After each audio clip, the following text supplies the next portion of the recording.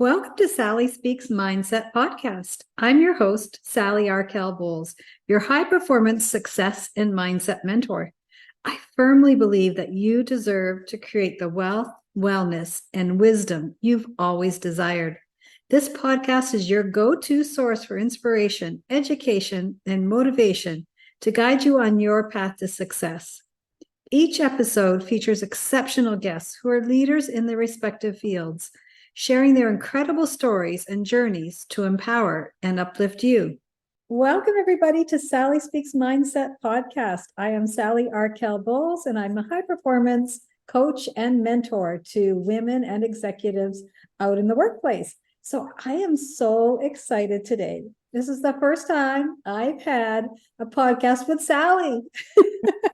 So you've got two Sallys today. We've got Sally Jackson, who is here from the UK, joining us, and I'm really excited to have you join me today. Thank you so much. It's brilliant just to, as you say, have a conversation with another Sally, because I've not done that before either. Well, my parents were from the UK, so that's probably where the name Sally came from. But yeah, I don't find that there's that many over here in North America. So I'm kind of unique. I love that. So I'm going to tell you a little bit about Sally Jackson right now. So at 58, she left her marriage after 37 years. And she had to learn how to master her destiny post-divorce, which led her to train as a divorce coach with the Divorce Coaching Academy. And through her own 5-step program, she helps stuck, overwhelmed, and midlife women and couples get through the divorce in one piece, reducing not only the costs, but the conflict and the stress so that they can create a new and exciting life. Her mission is to help as many clients as possible minimize the damage of divorce for all parties and show midlife women how they can grow through divorce, come out stronger, and ready to build a new life that they fall in love with. She empowers her clients to master their destiny, get clarity around their fears, make carefully considered life-changing decisions that they won't regret, and reclaim their power and plan for their future. She works with clients on a one-to-one basis, within retreats, and through her VIP program, supporting women through the journey of transformation. So thank you very much for joining us today. This is going to be a real juicy one. I love this one. I think this is so common. I call it, and I've heard it tagged as gray divorce, not at 58 that you're gray, but that's kind of what it's called. Once we become those empty nesters, we've done all the do, right? We've gotten married, we've had the children, we've raised the children, we've given our life to our jobs and our careers and our families, and then all of a sudden you realize my relationship isn't fulfilling. Yeah, or you suddenly go, I don't think our goals align anymore, or I'm not sure I can do this for another 50 years. Because I think that's the huge realization that women particularly are having, is that, when we first designed marriage, it was because we died at 50. And it was for purity. And, and we don't do that anymore. So no, that's a great piece of a great stat to uncover. I never knew that never thought of it from that perspective. So, if we only had to live the 50 years, we had that function that we needed to play, which was getting married, having children, raising the children, and making sure they were safe, and then off we would go. Yeah, exactly. Wow. That's fun. It's not fun, but it's interesting how that comes up. So why are people today finding that they are really at that stage, other than what we've talked about? Or do you want to elaborate on that piece on what it is for people to actually get that confidence and understand that this is where they want to lead, first of all, in their relationship?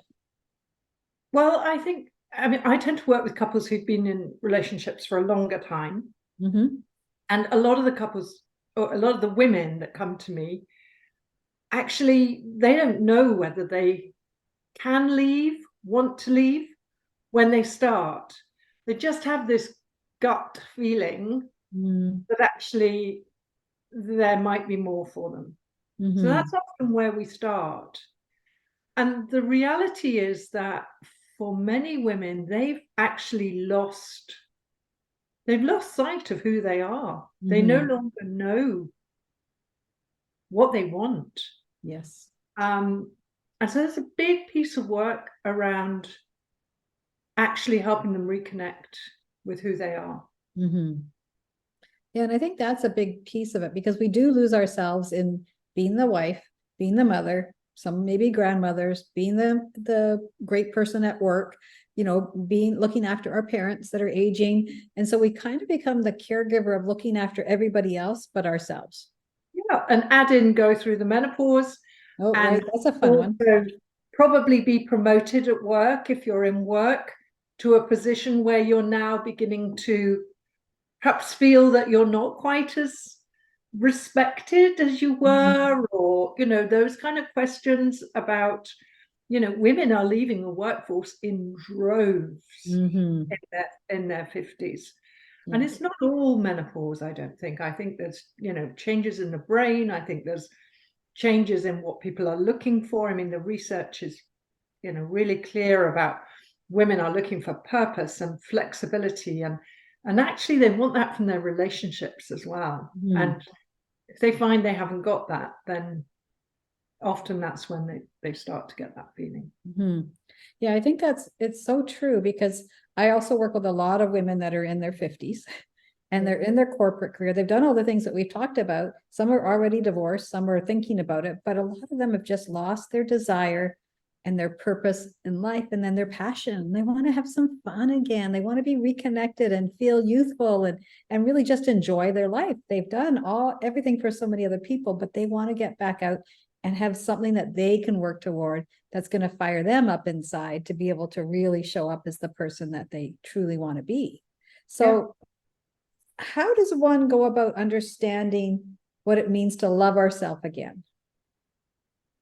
I mean, it's such a fascinating topic, isn't it? I was Superwoman. I was in that Superwoman energy. Not at the point where I finally made the decision, but in the few years leading up to that, I was working full time. I had, a daughter of 19, a son of 14, both very driven. I was doing a doctorate alongside working full time. I'd already burnt out once, but that wasn't good enough for me. I had to push myself a bit harder, Yes. And it all came from my dad originally, who I believed loved me because of what I achieved. And then from what I then taught myself, which was that the only way I could be loved was through achievement. And so all through my career, I've achieved. And suddenly, when I got divorced, or when I separated, I had to stop. It just brings you up with you just have to reassess absolutely everything. And I finally saw that the love that I was seeking was all from external validation. And now I was on my own much more. And I had to learn to navigate this. And I came across Lisa Nichols' work. And I put into practice her three promises to yourself. So what am I proud of? So look in the mirror and say to yourself, what am I proud of? What do I forgive myself for? 3 things. What am I proud of? What do I forgive myself for? And what do I commit to? Was in that journey of doing those daily practices. And sometimes that, what am I proud of was that I'd got out of bed that morning. It was that basic. But somehow through that process, I slowly began to work out, particularly the what do I commit to and what do I forgive myself for. The what am I proud of? I quite quickly got to the point where I would say, I'm proud of the fact that, my smile lights up the room, or I was able to do that. But the forgive myself and the commit to not to be about achievement, Right. was that was such a journey for me. Mm-hmm. And so that's really how I learned to love myself, was through that daily process and meditation around those. Mm-hmm. Those three elements. Yeah. Yeah. So I think, what I'm hearing is that when we do come up to, or in your situation, when we do come up to this barrier and we've actually realized what it is, was the paradigm that we were holding, was I was showing up for others to impress others, but it wasn't fulfilling me. I need to get back in tune with who I was inside and really understand what was driving me and how could I rebalance that. And so you started doing these three things that Lisa Nichols suggested, which just got you grounded again, and actually being in my opinion, gets you more attached to who you are as a person, because you're allowed to look internally to say, it's okay. I can forgive myself. It's okay. I am proud of this, even if it's a little thing like I ate a healthy meal today and it was delicious, right? It could be as small as something like that. Or, I commit to going for a walk every day. Just let the fresh air. Like it doesn't have to be a monumental thing, but something that you can actually say, I did this. And it was just for you and not for anybody else. Exactly. And that's the key, isn't it? That it was for you and it was about loving you. The other thing I did was I literally gave myself a cuddle in the mirror every day. Yes. Yeah. And that realization that actually you just need to love you and everything else will take care of itself. Was huge. It was huge for me. Wow. And so now, as you're working with your clients, are you using these same techniques with them when they're in that stage? I mean, every client is unique, and I never would work with a client in a particular way, but I have a scaffold, I would say, that I use. Okay. So there is something that I have, which I call mastering your destiny. And that for me is around what we've been talking about. It's one of the first steps, actually, once I sort of made my commitment, was to commit to get a support network and to ask for help. Yeah, that's hard for women. Well, in that superwoman energy, you don't ask for help. You don't need it. You can plow on through. So that's key, the support. And then it was things like committing to spending time in nature, to connecting with who I was. I didn't know who I was at all by the time I actually walked away from my marriage. Had no idea that was the case. Yeah. I'd had years of going, where do you want to go for a walk? Oh, wherever you'd like to go. Typical, yeah. Things, yeah. So you get to the point where, some of my clients, I say to them, they're being expected to make these huge life-changing decisions. When I say to them, what music do you like? They can't tell me. Because they no longer have any idea of what they like or what they want. So that reconnecting with your needs and your values, getting the right support in place, finding out what is going to nurture you, because we're all different, aren't we? Yes. I remember at one point the thing about needs, saying to myself, do you know what? I've been struggling with my business for so long and it feels like treacle.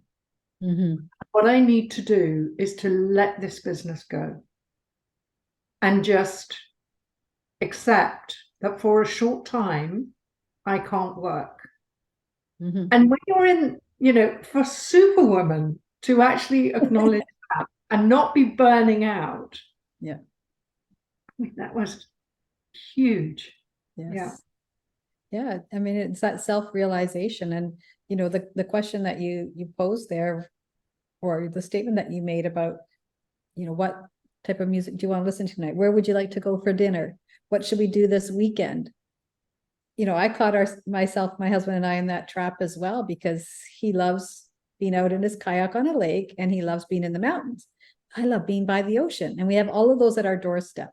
And so this last year, I started saying, well, I want to go to the ocean today. If you want to go to the lake, that's great. You go to the lake, you do your thing, I'll go there. And then eventually it got to the point where we were doing them together. We were compromising, going back and forth to each other's. And now he actually steps forward and says, hey, would you like to go to the ocean today? So it was bringing that forward within the relationship and understanding that I have a desire too. And it's okay to say, this is what I want to do. And I was willing to do it on my own. Yeah. If he wanted to do his thing, that's perfect, but I was willing to do it on my own. And it made such a big difference. And the first time he suggested to me to go to the ocean that day was like, wow, he's actually recognizing that I have a desire as well, in addition to his. And it was really enlightening for me to get my voice back, to be able to ask for those types of things within the relationship. But like I said, I was willing to go on my own to fulfill me. Yeah. Yeah. Right. And that was where I was trying to take back that power of myself to be able to do that. So now, as you're building the support groups, because I think the support team is really crucial in our journeys, how did you go about that and assembling your team? Like, where did you find the support team, and how did you help them? How did they help you in your transformation? Because you talked about, committing to getting surrounded by this support community. How did you actually go about that? Because a lot of people are just sort of saying, well, I don't know anybody. Yeah. Yeah. Yeah. So I think there were two elements to it. There was my professional team and there was my personal team. Okay. And if I talk about my professional team, first of all, I found a solicitor that I really trusted. And, I've now come to realize that, just as with anyone else, you don't gel with every solicitor. You don't want to work on the hardest stuff of your life with certain people. So, actually giving yourself permission to go and have those conversations, knowing that you might not work with that person, is important. At a point when you're feeling so vulnerable, because that's the thing. It's like you're not in your normal space. You're not that confident person. And the mistake I made was I didn't get a financial advisor. Oh, okay.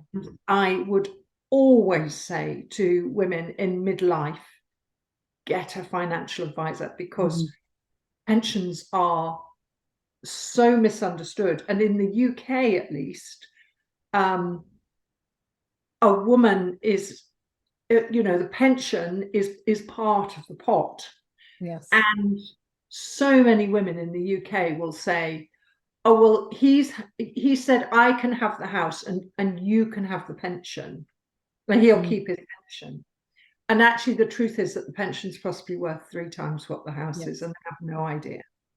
So I would definitely advocate that a financial advisor should. I agree. I also had a coach, and I tripped across my coach, if I'm really honest. I was doing I've always loved to learn, and in my kind of what do I need, I thought actually I need to go back to something that I feel secure in. So I did a online, because obviously I was getting divorced in the pandemic. Oh, okay. So I did a online 2-day workshop with Dr. Rowe around communication, which is kind of where my background is and stuff. But it was great because it was looking at it from a different way, and there were a couple of coaches on that, and I actually had one of those who became my coach for a short while. So a coach. And I have no doubt that she saved me a fortune, both in terms of my way I was able to handle the stress, because it was a high conflict divorce, and in terms of minimizing the very huge costs. Mm-hmm. You know, they would have been worse. So that was my professional team. My personal team, I had, in the end, one of the things that I tried to do in my needs was, because I can be very serious. That's kind of, so I needed to bring out the fun side of Sally, and I needed to think of ways to make that happen. And one of the things I did was I made a sort of diagram of my friends, and I gave them different tasks. So I literally said, you know, your job is to let me send you a voice message, and this was actually to a pair of friends. Let me send you a voice message, and do not listen to it until 6 p.m. And then I have the chance to delete it before you listen to it. I hardly ever didn't delete it, but it got it out my system. And I knew that if I needed to, I had shared it. Yeah. And then there was another friend who, quite simply, his job was to take me to the pub. You know? Perfect. And there was another friend who I walked with regularly, and another friend who, so, you know, and the hardest thing for me was actually saying to these guys, this is what I need. This is the help I need from you. And they were amazing. Absolutely amazing. Yeah. But yeah, working out your support team is really important. Well, and I think a big piece of that is sometimes we're afraid to even approach our friends about what really is going on. And so it's an awkward situation for a lot of people, because they don't want to step into your business to know all the nitty gritty, but at the same time, they want to support, but they don't know how. So, and that's the other thing. I had one friend whose permission was to tell me to stop being a victim. You know, she was hearing my story again. She was to actually say, okay, fine, we've had that. Now can we move on? Yeah. Wow. You know, so yeah. Good. I love that. I think those are some great tips for so many people, because it's so easy to fall into the woe is me victim mode, right? And just talk about that. But really, you don't want to talk about that all the time. You want to be able to talk about what the future holds, and, you know, look to the other side of that. So as you're going through that, listening to your needs and your values is a significant part of that self-discovery. So how did you become more in tune to your needs and align them with your values during this process? Because I know a lot of people are like, it's like almost reinventing yourself, because you've been in this relationship for so many years, and you've been doing, you know, that process that we talked about earlier, just our life process. And now you're now single, and you're going through this divorce. And what's the process that you would suggest for that, or what have you done? So in terms of my values, I think I just checked out, were my values different, and if they were, what had made them change? Because I wanted to make sure that there's something that happens with divorce, that you can find that you start to change your values because of what you're going through. So you really check in with that. And for me, it was more about learning about my needs. So I had a need. First of all, I had to learn what music I wanted. I was one of those. I literally didn't know what music I liked. So I started there. But the next thing was, we had always planned to travel. That was kind of what our retirement was going to be. So we were in the middle of the pandemic. No one was traveling. Yeah. And I was there thinking, but I have a need to travel.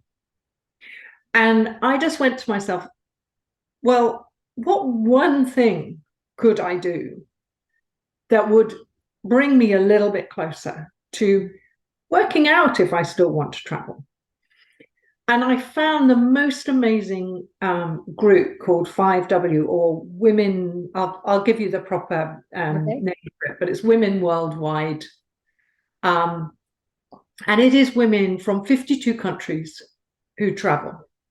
Nice. And during the pandemic, all they did on Facebook was share some of the journeys they've done. So they put up photos of journeys they'd done before.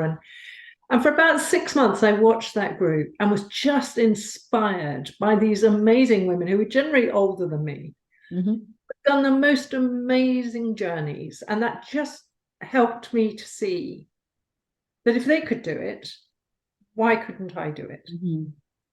And then through that group, I then got a thing pop into my email saying, would you like to meet some 5Ws? And so then I went on a Zoom call and I met the wonderful Daniela. And Daniela used to make, or does make, costumes for the Venice Carnival every year. And during our conversation, she said, have you been to Venice? I said, I absolutely love Venice, and she said, well, I make carnivals for the Venice. I make costumes for the Venice Carnival. I make one a year. Why don't I make one for you? Before I knew it, I couldn't do it that year. But this last year, 23, I had a costume made for me in the Venice Carnival and spent 4 days with this wonderful Italian lady called Daniela and a friend. And it was wonderful. I bet. Predicted from that, I want to travel. I have no idea where or how, and the pandemic, nobody was traveling. And yet that's what I ended up doing as a result of it. So that working out your needs and thinking about how can I make this happen was really and the possibilities out there, right? The possibilities are out there. So you just did a simple search and you found something, and you just, like you said, you watched it for about 6 months, and then someone reached out, and the rest is history. You found a group of women that are doing the same thing that you've always wanted to do. Exactly. How fun. We've got to see some pictures of your costume. Definitely, yeah. So now one of the things you were talking about was, being out and having your walks and spending time in nature.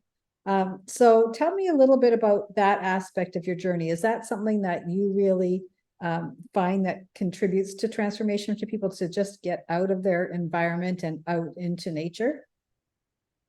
So I have 1 or 2 clients who that doesn't seem to work for, but I've had so many clients who have found nature to be so restorative. For me, it was the sea, like you, the ocean. Swimming in the sea just seemed to be a place where sometimes I could scream, actually. And other times, I could jump for joy. But somehow the sea just had this amazing power. I seem to be using amazing an awful lot, but it really did have this life-affirming power for me.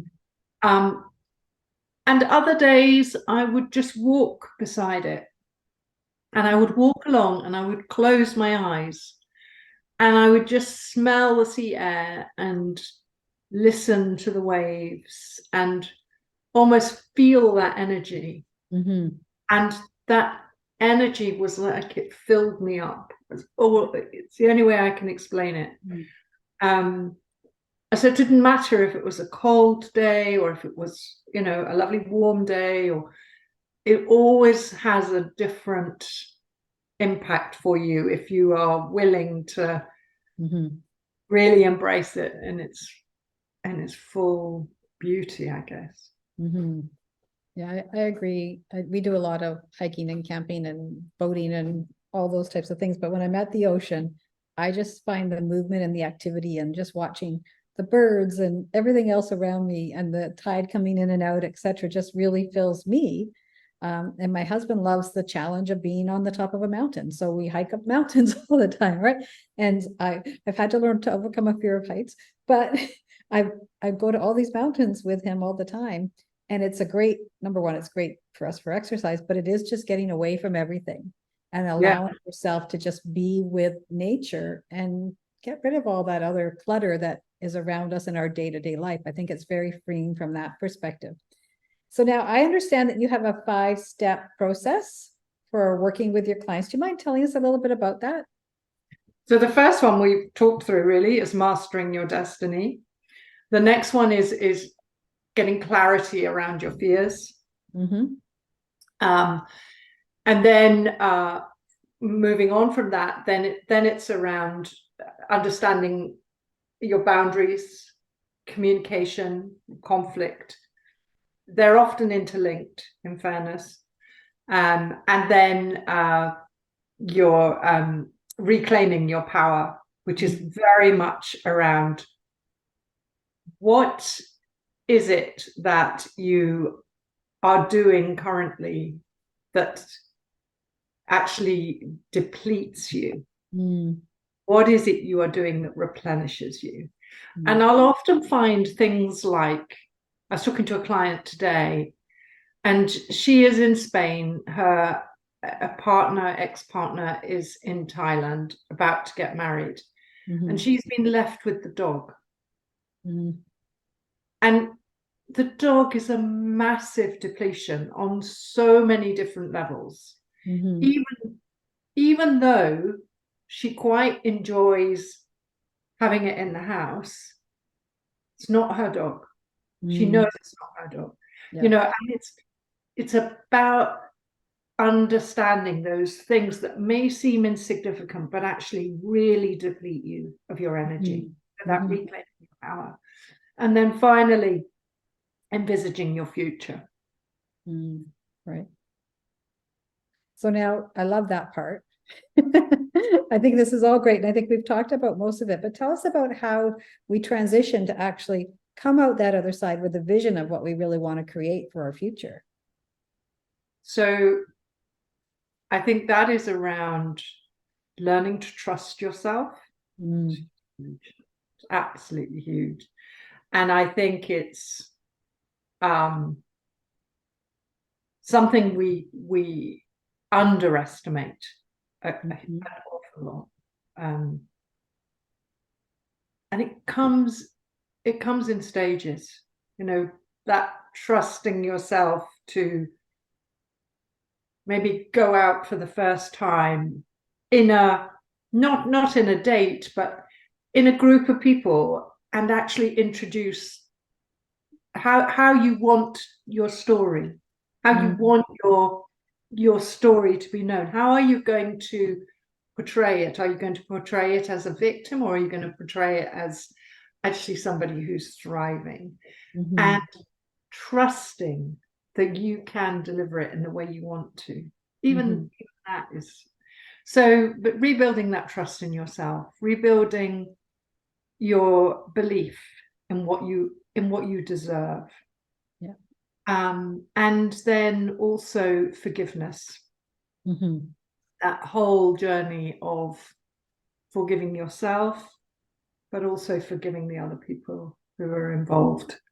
Understanding that, you know, even if it's 98%, 2%, there's always two sides to the story. And so that work there. And then the lovely bit of actually, you know, deciding what that next you looks like, a bit like I was saying about travel. But, you know, client I was working with this week, you know, for her, it's about actually realizing that she can now build that other business that she's always had bubbling at the back of her mind, but never given space to.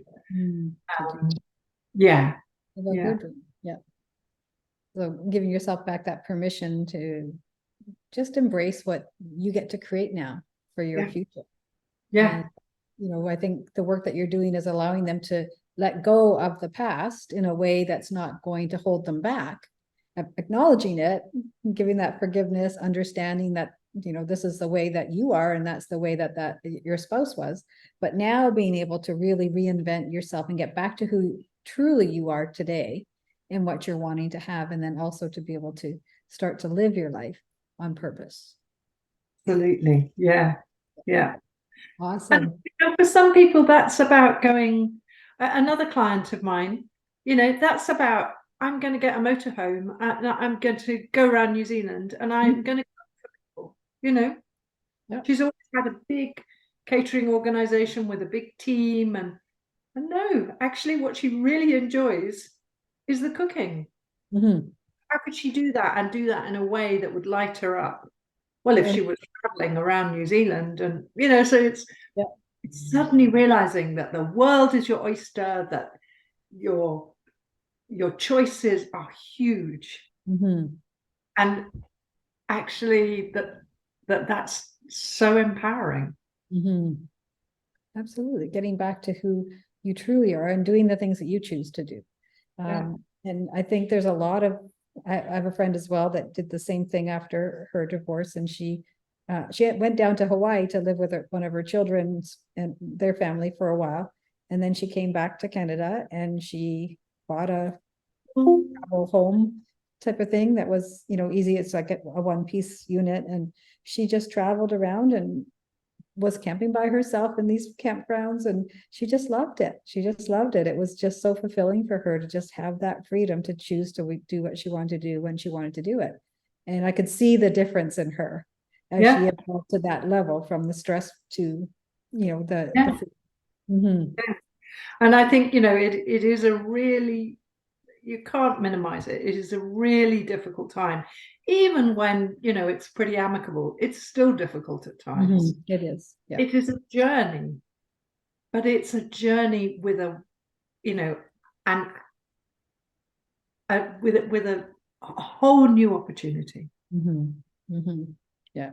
It can be very emotional for a lot of people. And then there's always going to be times when things come up that trigger you to think of a thought that was a happy thought from back there, or, not so happy. And you're going to probably, if you have children, you're probably going to have to be at different events together. So, the work that you're doing with not only the women, but also with the couples is going to be really important for that, to really make sure that they understand that it can be congenial, right? Because of the family as well. And been together for a long time. There must have been a few good times, so you can still have a relationship, but it doesn't have to be intimate anymore.